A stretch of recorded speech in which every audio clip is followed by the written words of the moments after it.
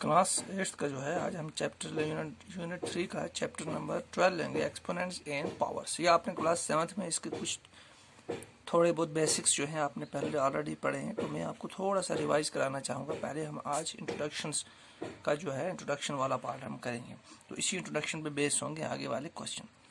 तो पहले हम देते हैं इंट्रोडक्शन। आपने पढ़ा है क्लास 7 में एक्सपोनेंट्स के बारे में, जिसमें दो चीज़ें आपने पढ़ी। फॉर एग्जांपल हमारे पास आपको वहाँ पर कोई क्वेश्चन था 10 रेज़ टू पावर 4, ठीक है, 10 रेज़ टू पावर 4। अब आपने वहाँ पढ़ा है कि ये जो 10 है इसे कहा जाता है बेस, ठीक, और ये जो 4 है, जो 10 रेज़ टू पावर 4 यानी 10 के ऊपर एक पावर जो दी गई है, रेज़ टू पावर दी गई है, इसे कहते हैं हम एक्सपोनेंट, ठीक है।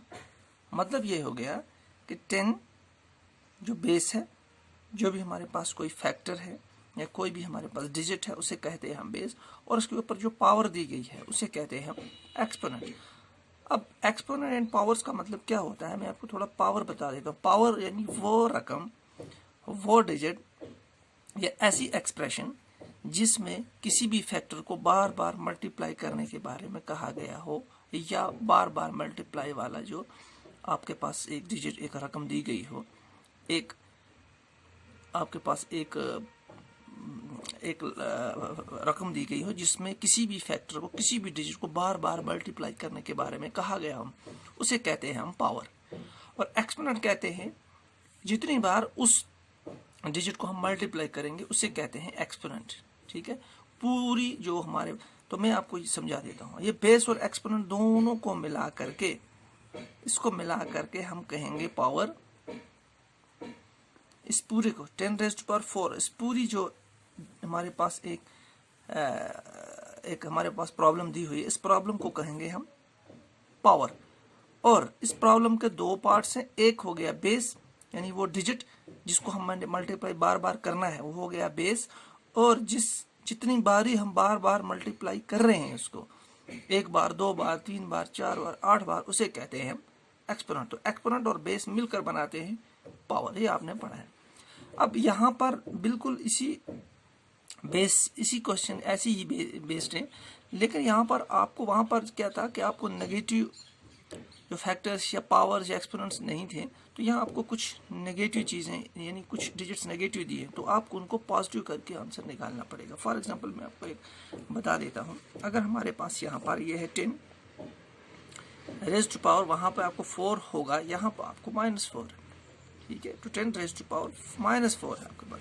तो इस -4 को ख़त्म करने के लिए आपको क्या करना पड़ेगा, इस जो रकम है इसे करना पड़ेगा आपको रिवर्स, यानी इसको रेसिप्रोकल में लिखना पड़ेगा 1, तो इसको न्यूमरेटर से डिनोमिनेटर में लाना पड़ेगा, और न्यूमरेटर में आपको 1 हमेशा 1 लिखना है। जब भी आपको यहाँ पे माइनस होगा एक्सपोनेंट के साथ, ठीक है, तो यहाँ आप 4 है, -4 है, तो ये चेंज हो जाएगा 4 में। तो ये वाला और ये वाला सेम हो गया। फ़र्क ये है कि इसको आपको डिवाइड करना पड़ा 1 से।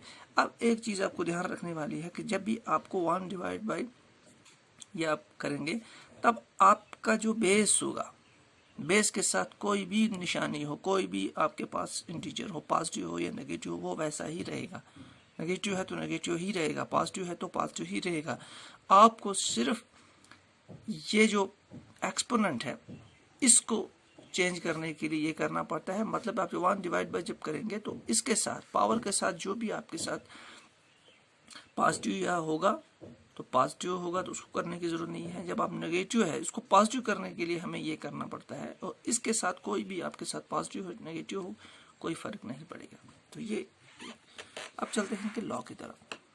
आपके पास ऐसा आता है कि कोई एक आपके पास a इंटू an, यानी आपके पास एक इंटीजर है, एक बेस है जिसके ऊपर a है, और उसके ऊपर एक्सपोनेंट जो है n है, और मल्टीप्लाई हुआ है, बेस सेम है, उसके साथ जो पावर है यानी उसके साथ जो एक्सपोनेंट है वो है n। यानी ये देखिए आप यहाँ, तो इसको करेंगे बेस आपके साथ फार्मूला हमारे पास होता है basis are same powers are added. तो बेसिस सेम है तो एक बार लिखेंगे और पावर को ऐड कर देंगे, यानी हमारे पास पावर इसका पावर प्लस इसका पावर प्लस n कर देंगे। ठीक है, इसका पावर बेसिस दोनों का सेम है, एक ही बार लिखेंगे और इनके पावर्स को हम ऐड कर देंगे। ये सिंपल। अब किस तरह करना है ये हम आगे आहिस्ता आहिस्ता करेंगे। इसी तरह जब आपके पास डिवाइड होगा, फॉर एग्जांपल आपके पास एक एक्सपोनेंट और पावर वाली एक रकम दी हुई है जिसमें आपका बेस है a raise to power m है और divide by a raise to power n है। यहाँ पर भी बेस क्या है, सेम है और पावर्स अलग अलग है। अब चूंकि यहाँ मल्टीप्लाई नहीं है, यहाँ पर क्या है, डिवाइड है। तो डिवाइड में क्या होता है, when bases are same in divide, powers जो होते हैं वो माइनस होते हैं। यहाँ मल्टीप्लाई है तो ऐड, डिवाइड है तो माइनस। अब यहाँ पर देखिए, अब ये जो आपका बेस है और ये बेस है, ये दोनों अलग है लेकिन पावर सेम है यहाँ पर। तो अब चूंकि दोनों अलग अलग है, इनको तो एक ले नहीं सकते, इनको दोनों को ही लेना पड़ेगा। a इंटू बी ही लेंगे हम। इन दो को हम क्या करेंगे, एक ही बार रखेंगे। जैसे यहाँ पे दो बेस सेम थे तो एक बार लेते थे, यहाँ पर क्या करेंगे, दो एक्सपोनेंट्स जो हैं सेम है तो एक ही बार लेंगे। तो ये हो जाएगा a into B raise to power m। दोनों का m निकाल करके हम कॉमन ले लेंगे। इसी तरह यहाँ पर देखिए दोनों का बेस यहाँ पर क्या है, अलग अलग है, तो बिल्कुल इसी तरह लिखेंगे जिस तरह है। ठीक है, और दोनों का पावर एक्सपोनेंट जो है वो क्या है, सेम है, तो इसी तरह लिखेंगे। क्योंकि यह मल्टीप्लाई था, यहाँ पे डिवीजन है, तो ये दोनों में सेम रहेगा। यहाँ मल्टीप्लाई आएगा, डिवीजन है, सिर्फ यहाँ पर कॉमन लेंगे हम। इसका एक्सपोनेंट कॉमन लिया, इसका एक्सपोनेंट कॉमन लिया। अब इसको हम चेंज भी कर सकते हैं। आपको पता है जबकि a डिवाइड बाई b होता है तो हम इसको a डिवाइड बाई b इस तरह भी लिख सकते हैं, तो रेज़ टू पावर m इस तरह भी लिख सकते हैं।